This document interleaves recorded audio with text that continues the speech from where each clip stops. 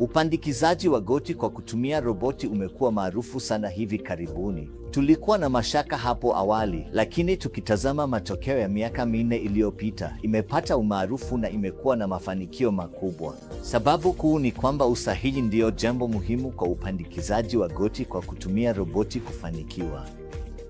Tunaweza kuweka kiungo mahali panapostahili na kurejesha mpangilio wa asili wa goti.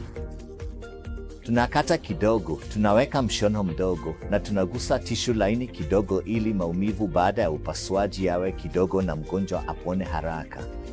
Tunawafanya watembee siku hiyo hiyo na wanaruhusiwa kurudi nyumbani siku inayofuata. Ndiyo maana imekuwa maarufu sana, kwa sababu ina maumivu kidogo na kiungo kinadumu kwa muda mrefu.